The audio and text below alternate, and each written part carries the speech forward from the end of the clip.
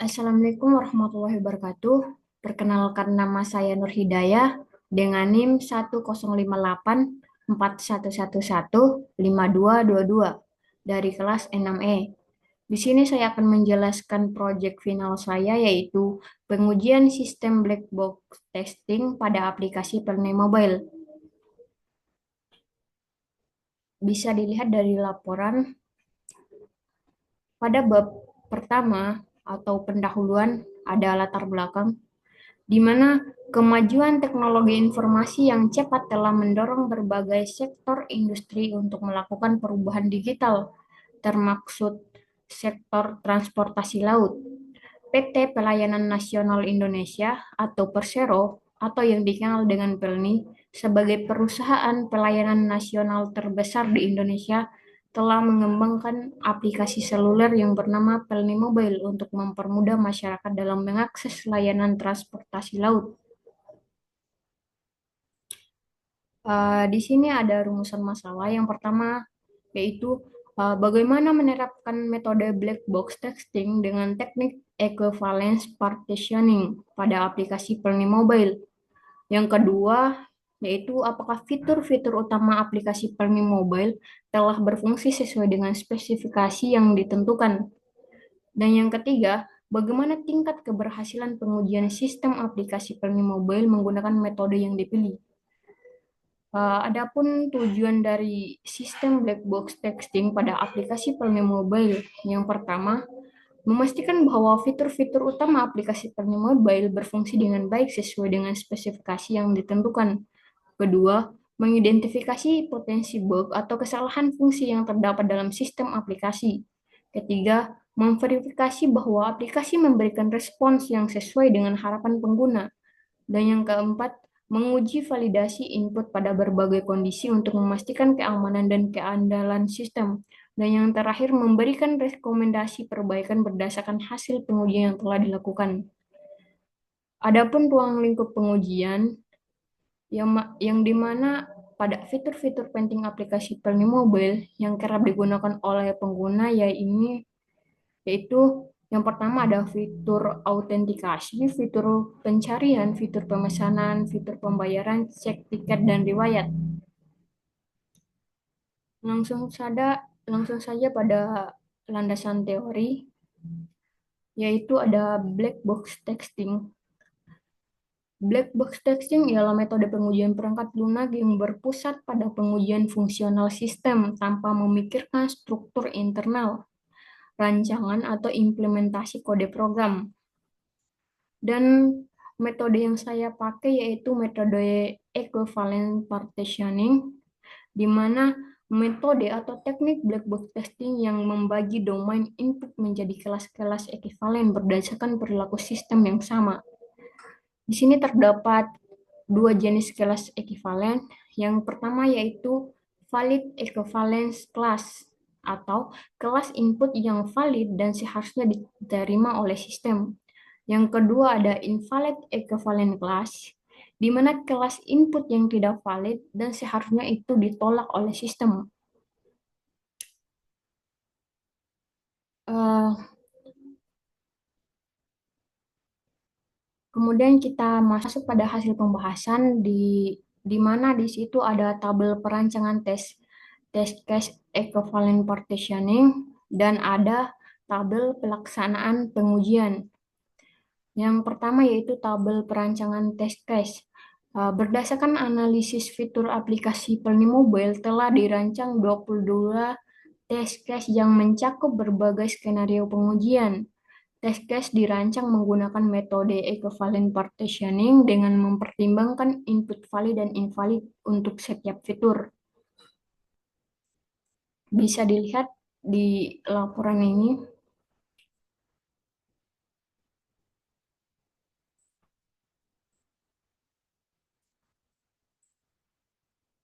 Oke. Untuk nomor pertama, pada tabel perancangan test case equivalent partitioning, yaitu ada kolom fitur yang diuji, kolom input, dan kolom tujuan testing.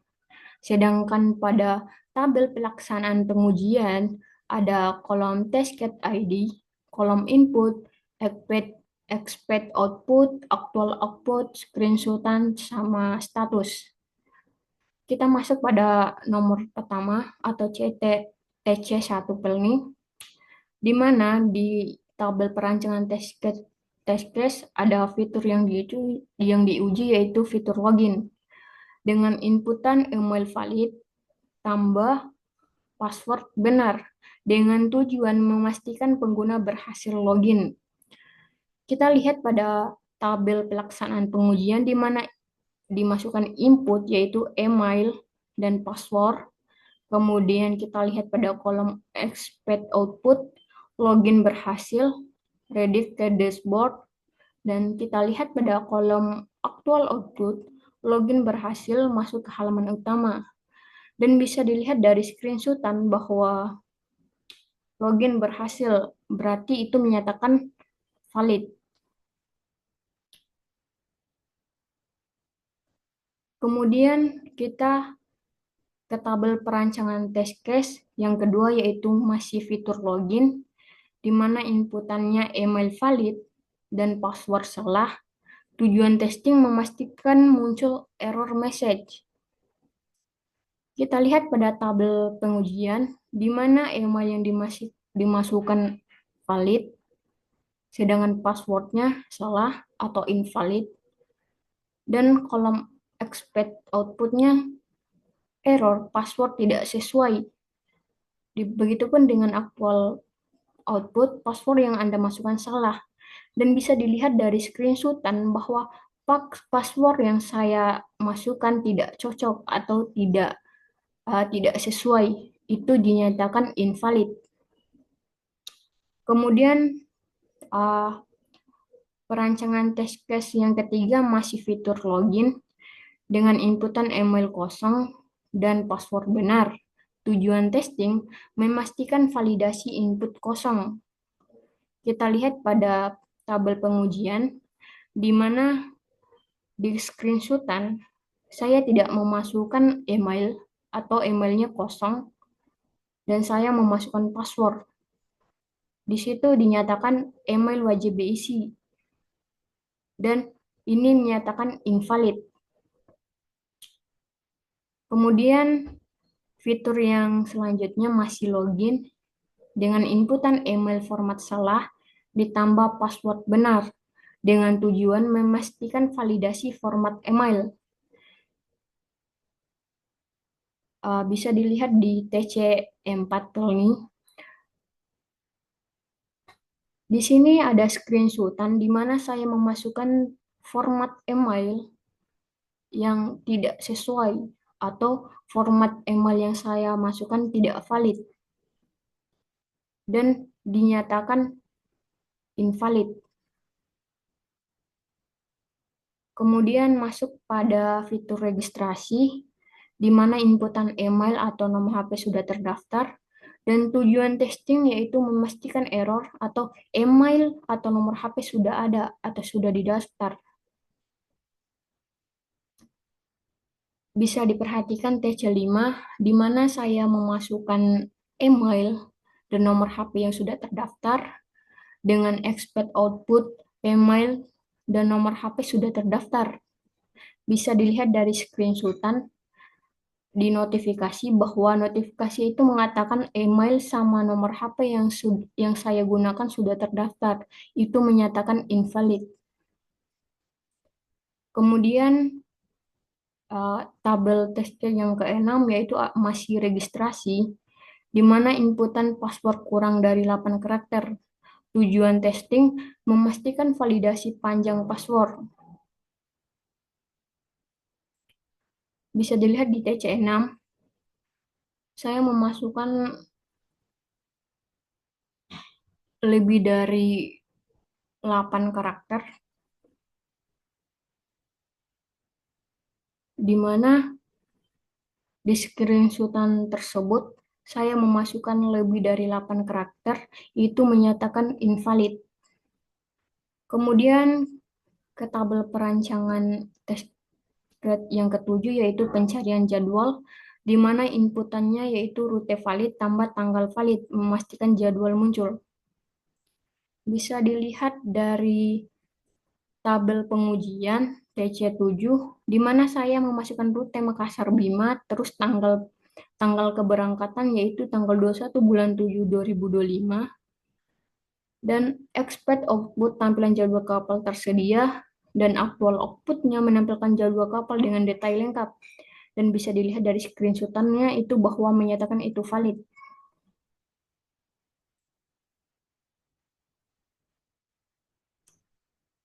Kemudian fitur selanjutnya yaitu pencarian jadwal dengan inputan rute kosong dan tanggal valid. Tujuan testing memastikan validasi rute wajib. Bisa dilihat dari TC8. Di sini saya tidak memasukkan rute, dan tanggal yang saya masukkan yaitu tanggal 9 bulan 8 tahun 2025, dengan expect output rute wajib dipilih, dan aktual output silakan pilih rute perjalanan. Bisa dilihat dari screenshotan, ini menyatakan invalid. Kemudian fitur selanjutnya masih pencarian jadwal dengan rute valid dan tanggal masa lalu, atau bisa dibilang tanggal yang sudah lewat. Dengan tujuan testing memastikan validasi tanggal. Bisa dilihat dari tabel pengujian TC9, di mana saya memiliki rute Bima Makassar dengan tanggal 21 bulan 7 2025, dengan expect output pilih tanggal yang akan datang, dan aktual output tanggal keberangkatan tidak valid. Bisa dilihat dari screenshotan, menyatakan itu invalid. Kemudian masuk ke tabel perancangan selanjutnya, yaitu dengan fitur pencarian jadwal dengan inputan rute tidak tersedia. Kemudian tujuan testing memastikan error rute tidak ada.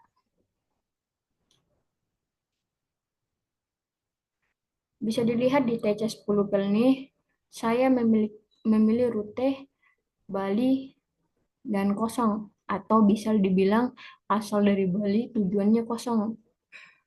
Kemudian expect-nya pilih pelabuhan tujuan, dan aktualnya error, pelabuhan tujuan tidak valid. Bisa dilihat dari screenshotan bahwa saya memasukkan asal pelabuhan, tidak memilih tujuan, maka itu dikatakan invalid.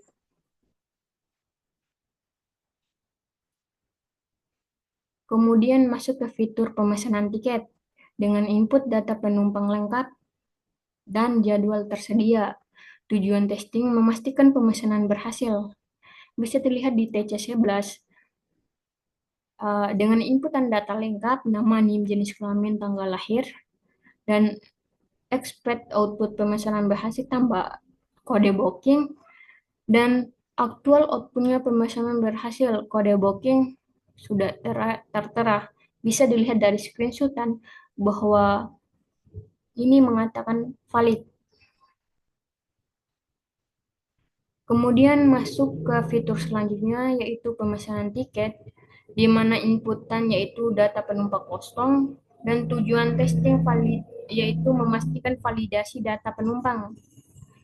Bisa dilihat di TC12, input data penumpang kosong, kemudian expect outputnya error, data penumpang wajib diisi, dan aktual outputnya error, harap lengkapi data penumpang. Bisa dilihat dari screenshotan, itu semua dinyatakan invalid.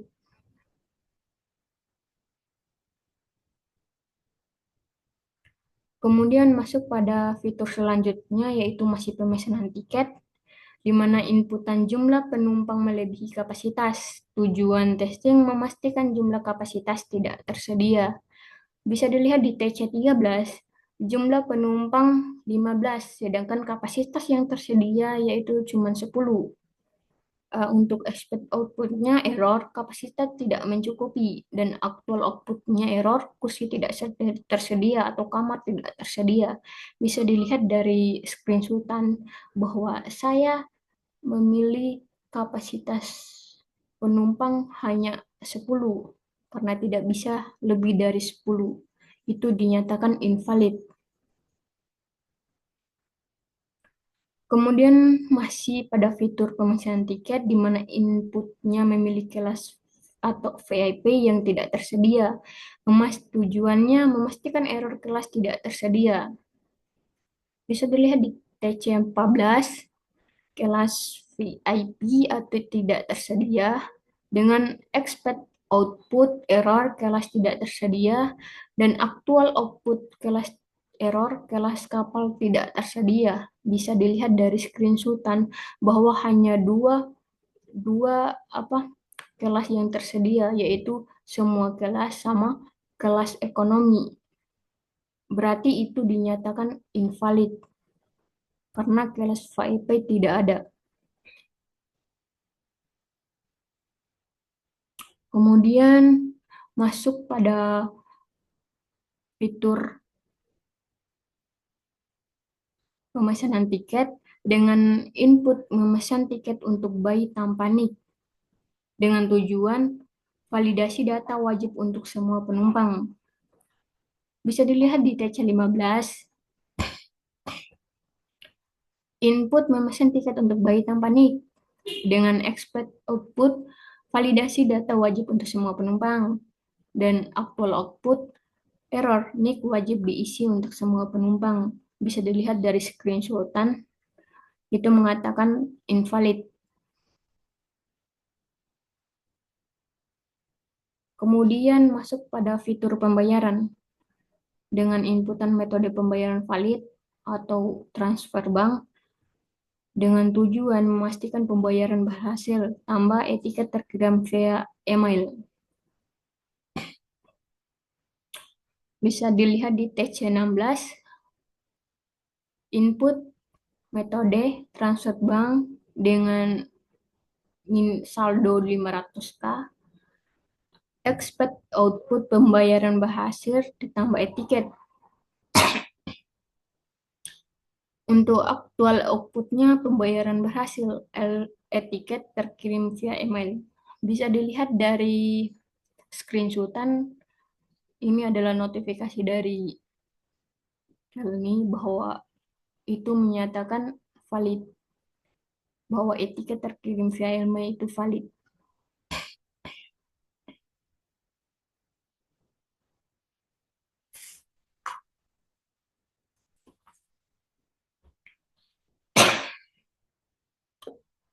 Kemudian masuk ke fitur 17, masih fitur pembayaran, di mana inputannya yaitu tidak memilih metode pembayaran. Tujuan validasi wajib pilih metode pembayaran. Bisa dilihat di TC17, input tidak memiliki metode pembayaran. Untuk expect outputnya metode pembayaran wajib dipilih. Actual output pilih metode pembayaran. Bisa dilihat dari screenshotan di sini disuruh memilih metode pembayaran sebelum lanjut untuk melakukan pembayaran. Bisa dikatakan ini invalid. Kemudian masuk pada fitur pembayaran, di mana inputnya yaitu waktu pembayaran habis. Tujuannya memastikan sesi pembayaran berakhir. Bisa dilihat di TC18, waktu pembayaran yaitu 3 jam. Expect output error waktu pembayaran habis dan actual output error sesi pembayaran telah berakhir. Bisa dilihat dari screenshotan di sini uh, pihak Pelni hanya menyediakan 3 jam waktu untuk pembayaran. Jika sesi pembayaran telah berakhir, itu dinyatakan invalid. Kemudian masuk ke fitur cek tiket atau lihat etiket. Input kode booking valid. Tujuan memastikan tiket dapat ditampil ulang. Bisa dilihat di TC19 dengan inputan kode booking dan expect output kode booking valid, aktual output tiket tampil ulang. Bisa dilihat di screenshotan bahwa itu valid. Kemudian masuk ke fitur selanjutnya masih sama yaitu cek tiket dengan inputan kode booking tidak ditemukan, memastikan muncul pesan kode tidak ditemukan. Bisa dilihat di TC20 dengan inputan kode booking, terus expect outputnya error, tiket tidak ditemukan, dan aktual outputnya error, kode booking tidak ditemukan. Bisa dilihat dari screenshotan bahwa pengecekan kode booking tidak ada atau tiket tidak ditemukan, itu dinyatakan invalid. Kemudian masuk pada tabel perancangan test case yang kedua satu yaitu fitur riwayat pemesanan. Dengan inputan user dengan 5 riwayat. Tujuan memastikan sistem penampilan daftar riwayat pemesanan dengan detail. Bisa dilihat di TC21, user dengan 5 riwayat pemesanan dengan expect output tampilan daftar riwayat dan aktual output menampilkan 5 riwayat pemesanan dengan detail. Dan bisa dilihat dari screenshotan, di sini ada 4 pemesanan tiket atau riwayat pemesanan tiket dan itu dinyatakan valid. Kemudian uh, untuk fitur yang terakhir masih fitur riwayat pemesanan di mana inputan user baru tanpa riwayat dengan tujuan memastikan sistem menampilkan sistem pesan kosong seperti belum ada riwayat. Bisa dilihat di TC22 input user baru tanpa riwayat dengan expect output tampil pesan kosong. Aktual output menampilkan belum ada riwayat pemesanan. Bisa dilihat dari screenshotan bahwa belum ada pemesanan. Ini dinyatakan valid.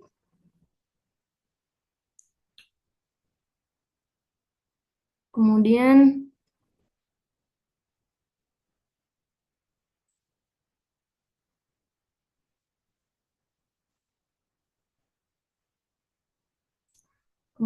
kita masuk pada hasil dan pembahasan.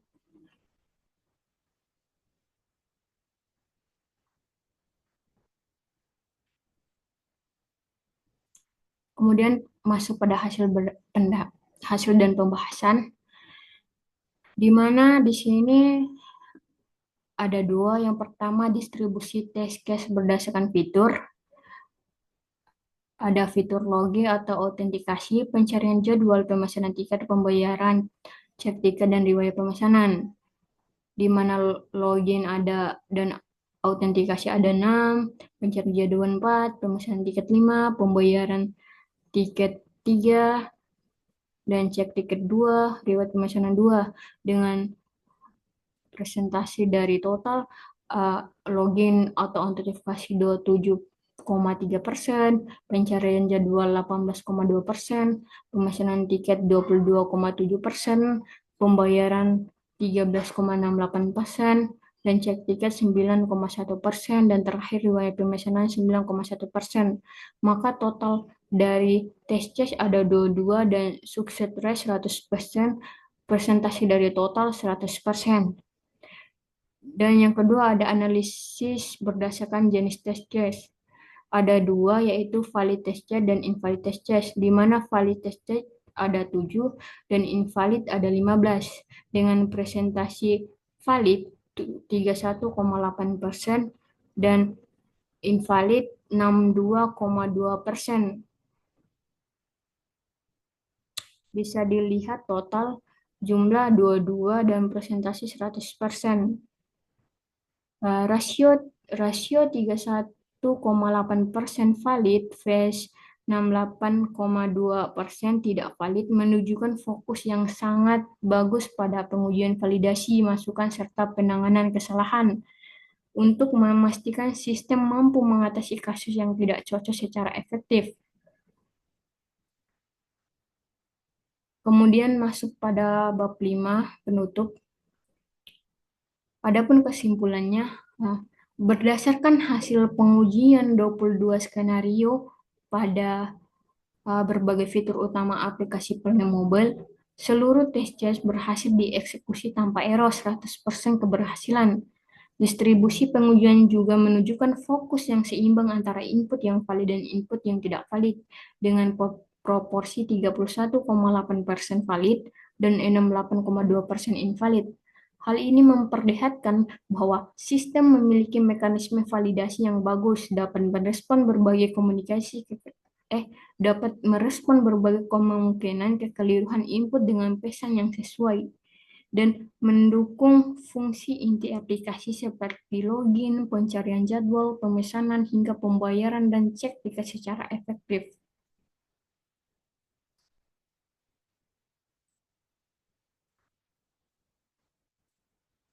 Eh, Mungkin itu saja yang bisa saya sampaikan.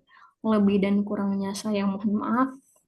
Billahi taufiq wal haq, wastabiqul khairat. Wassalamualaikum warahmatullahi wabarakatuh.